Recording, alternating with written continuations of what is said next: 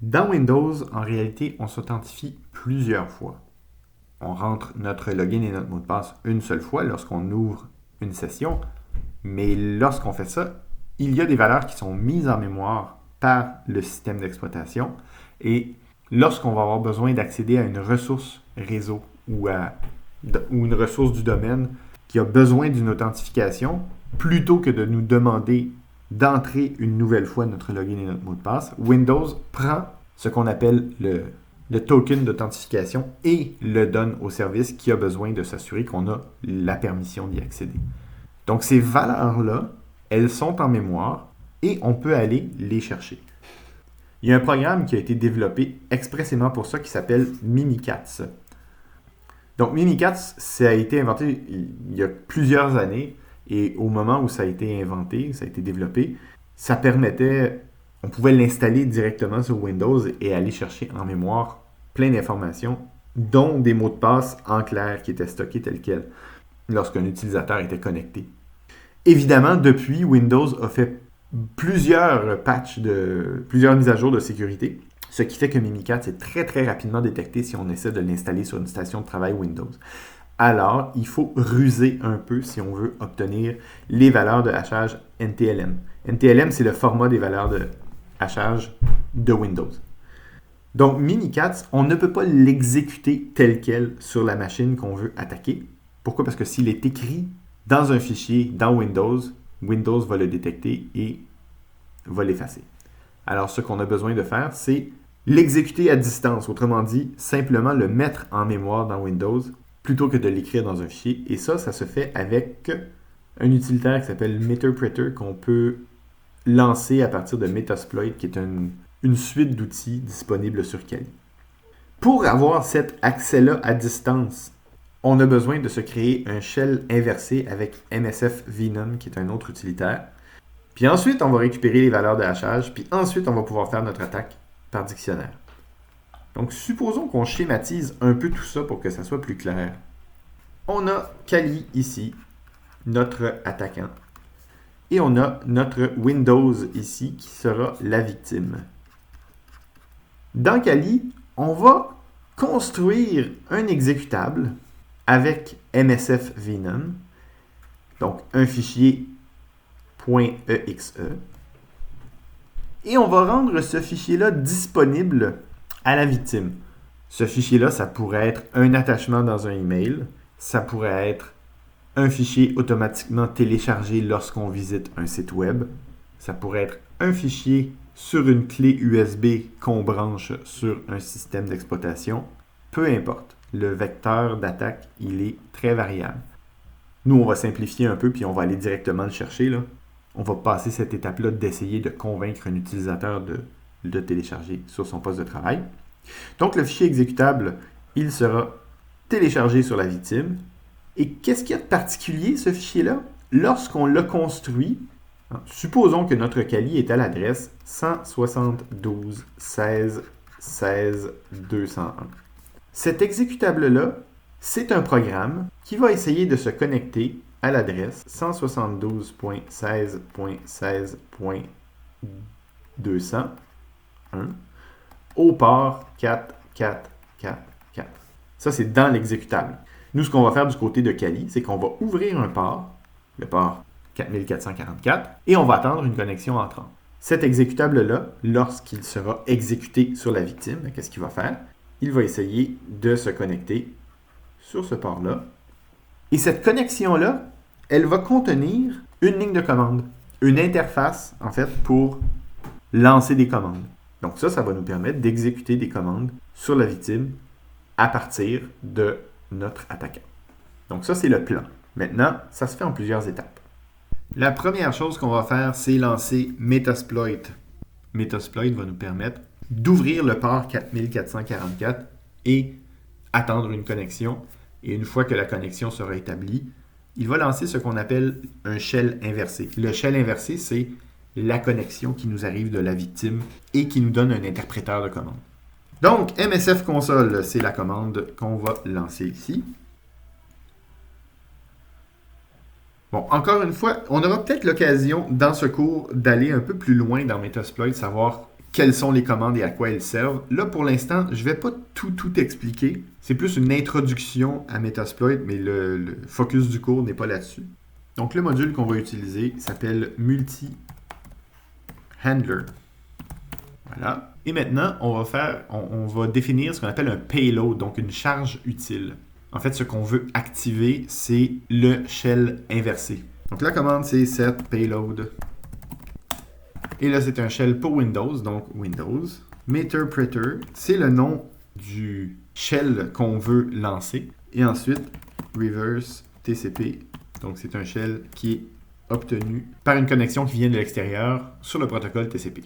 Il faut évidemment donner l'adresse locale sur laquelle on va écouter et le port. Donc là, je vais juste vérifier quelle est mon adresse. 172.16.16.128. Parfait. Alors, la commande. Set lhost 172.16.16.128. Puis ensuite le port. Set lport. L pour local, c'est le port où on va écouter. Voilà. Puis ensuite, pour lancer ce module-là, on fait run. Et là, on attend une connexion qui nous vient de la victime. Mais pour pouvoir faire en sorte que la victime nous envoie une connexion, il faut tout d'abord faire l'exécutable dont je vous parlais tout à l'heure, le shell inversé dans un exécutable, puis ensuite trouver une façon de l'envoyer sur notre victime. Donc, comment on va faire? Donc, je vais ouvrir un autre terminal.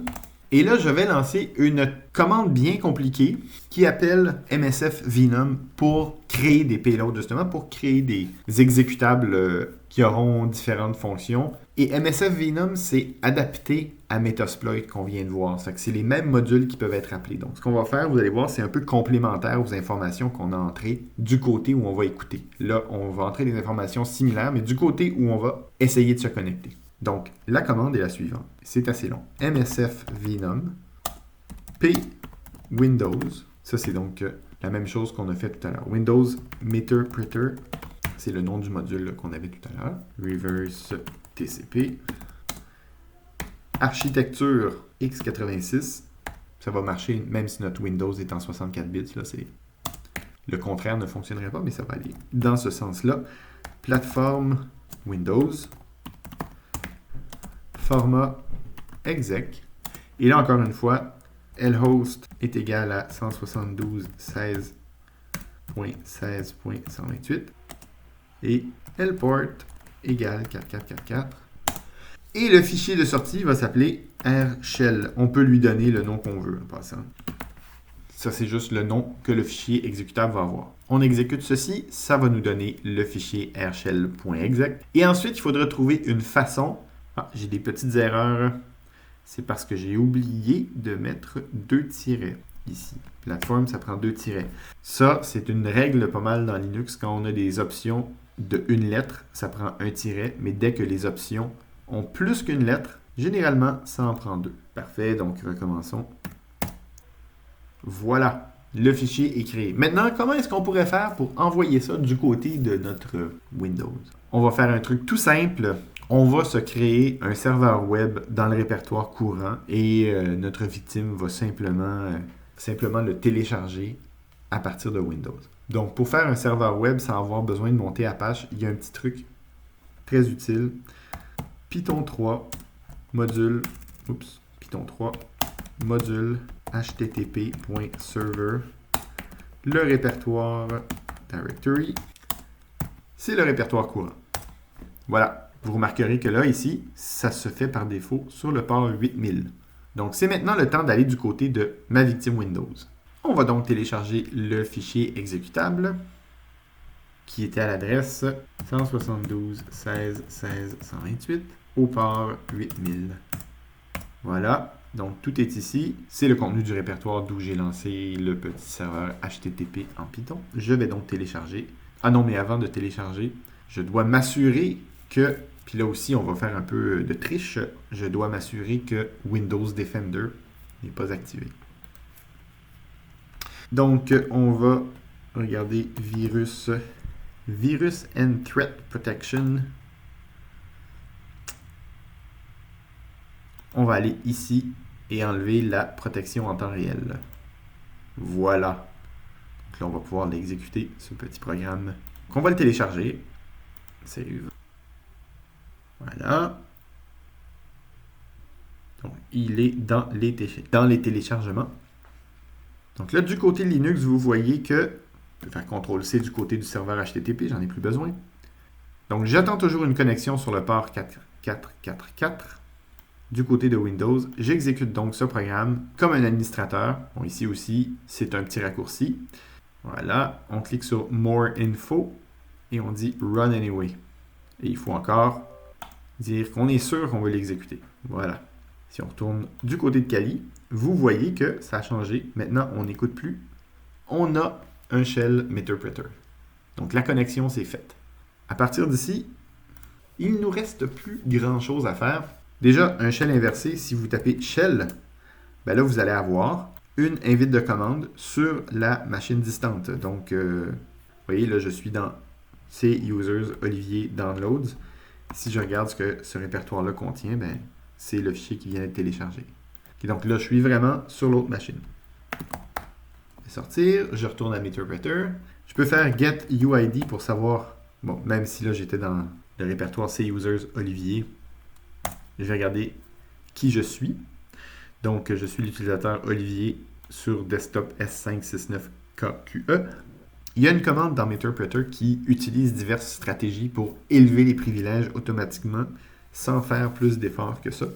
Là, je suis un utilisateur ordinaire. Hein.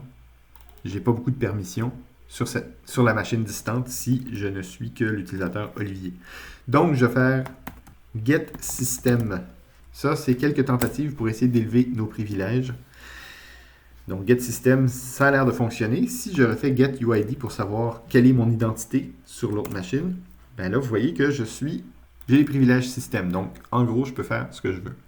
Maintenant qu'on est sur l'autre machine et qu'on a élevé nos privilèges, on va charger Mimikat.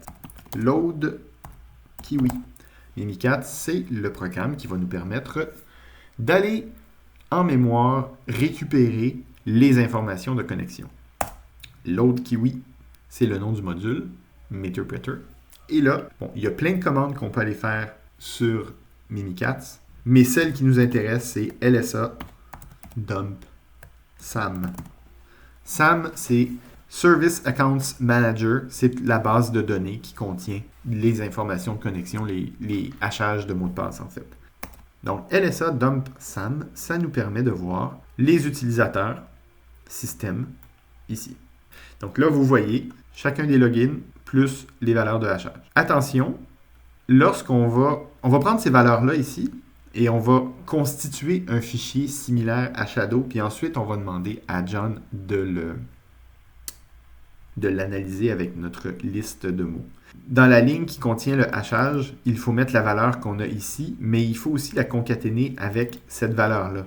Okay, donc, on verra comment on fait. Là, pour l'instant, je peux prendre tout ceci et aller copier ça dans un éditeur de texte. Et là, ben, je vais construire mon fichier de mot de passe.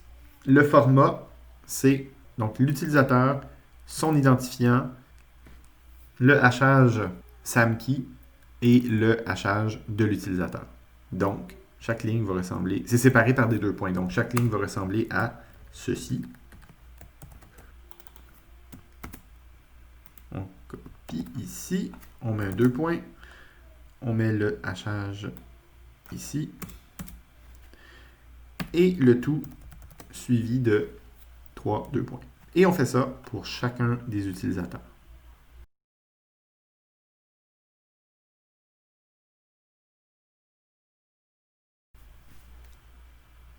Voilà, mon fichier est construit. On va le sauvegarder. On va appeler ça hash, ou plutôt tiens, ntlm.txt.